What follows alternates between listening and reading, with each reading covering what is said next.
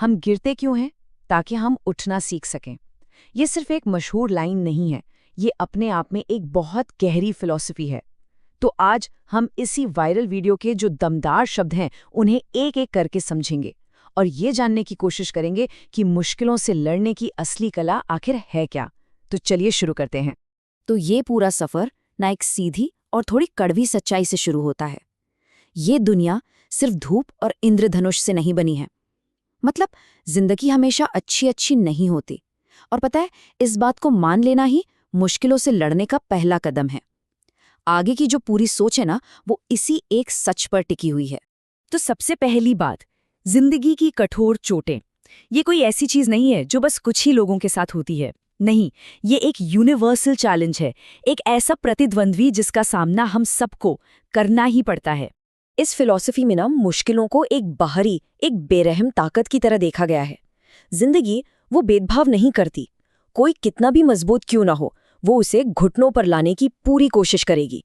और अगर उसे ऐसा करने दिया तो वो उसे हमेशा वहीं रखेगी। जरा सोचिए इस बारे में।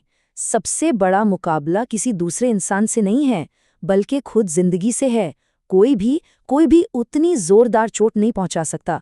ये बात हमें याद दिलाती है कि हम एक बहुत बड़ी, बहुत ताकतवर चीज का सामना कर रहे हैं। तो सवाल ये उठता है कि अगर जिंदगी इतनी ही मुश्किल है तो फिर कोई जीतता कैसे है? इसका जवाब जीत की परिभाषा को बदलने में छिपा है। और यही इस पूरी फिलॉसफी का मूल है, उठ खड़े होने की कला। और बस यही वो पल है जहां सब कुछ बदल जाता है। जीतना इसका नाम नहीं है कि चोट ही ना लगे। नहीं, जीतना तो ये है कि कोई कितनी भी जोरदार चोट खाकर आगे बढ़ता रहे, कितना कुछ सहकर भी मैदान ना छोड़े। असली जीत बस इसी में है। यहाँ पर ना दो तरह की मानसिकताएं आमने सामने खड़ी हैं। एक तरफ है पुराना तरीका, मतलब दर्द से बचने की कोशिश करना, जो हम सबका एक नेचुरल रिएक्शन होता है। और दूसरी तरफ है जीतने का तरीका, जो कहता है कि चोट तो लगेगी, उसे स्वीकार करो और फिर उसी को आगे बढ़ने की ताकत बना लो। देखिए, दर्द और पछतावे में एक बहुत बड़ा फर्क होता है। चोट का दर्द वो तो अस्थायी है, टेम्पररी है, आज नहीं तो कल चला जाएगा।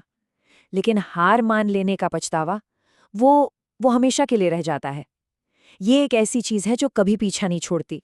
तो ठीक है, बाहरी चुनौतियों को तो हमने समझ लिया, लेकिन असली लड़ाई तो अंदर लड़ी जाती है, मन की लड़ाई। ये विश्वास और डर के बीच का एक संघर्ष है। और सच पूछिए तो असली जीत या हार यहीं पर तय होती है। और यहीं पर एक बहुत सीधा सा सवाल सामने आता है, कोई क्या बनना चाहता है? ये फिलॉसफी कहती है कि पहचान कोई ऐसी चीज नहीं जिसे ढूंढा जाता है, बल्कि ये वो चीज है जिसे चुना जाता है। ये एक फैसला है, एक चॉइस। ये एक बहुत ही शक्तिशाली विचार की शुरुआत है। एक ऐसा विचार जो बताता है कि किसी का खुद पर विश्वास ही उसकी हकीकत कैसे बन जाता है। ये तो अभी सिर्फ आधी बात है। इसका अगला हिस्सा सुनकर तो सब कुछ साफ हो जाएगा कि वो दोनों ही आमतौर पर सही होते हैं। मतलब इंसान का विश्वास ही उसकी हकीकत बन जाता है। अगर कोई ये मान ले कि वो कर सकता है तो उसे रास्ते दिखने लगते हैं, और अगर वो ये मान ले कि वो नहीं कर सकता तो उसे सिर्फ दीवारें नजर आती हैं। और ये एक वाकई में हैरान कर देने वाला विचार है कि हमारा सबसे गहरा डर हमारी कमजोरियां नहीं है, बल्कि हमारी अपनी ताकत है। हम असल में इस बात से डरते हैं कि हम कितने ज्यादा शक्तिशाली हो सकते हैं। तो फिर किसी सपने को कैसे बचाया जाए? इसके लिए ये कुछ ठोस कदम हैं। उन लोगों को नज़रअंदाज करना सीखें जो कहते हैं कि ये नामुमकिन है। फेल होने से या फैसले लेने से डरना बंद करना होगा। ये विश्वास करना होगा कि एक अलग नतीजा मुमकिन है, और अगर कुछ चाहिए तो बस जाकर उसे हासिल कर लो, पीरियड। तो चलिए, मन की लड़ाई जीतने के बाद अब बात आती है असल मेहनत की। क्योंकि सपने सिर्फ सोचने से तो पूरे नहीं होते ना, उनकी एक कीमत होती है, महानता की कीमत। और वो कीमत सिर्फ मेहनत से ही चुकाई जाती है। यहाँ पर एक आम सी चाहत और सफलता के लिए जो जरूरी जुनून होता है ना, उसके बीच का फर्क साफ दिखता है।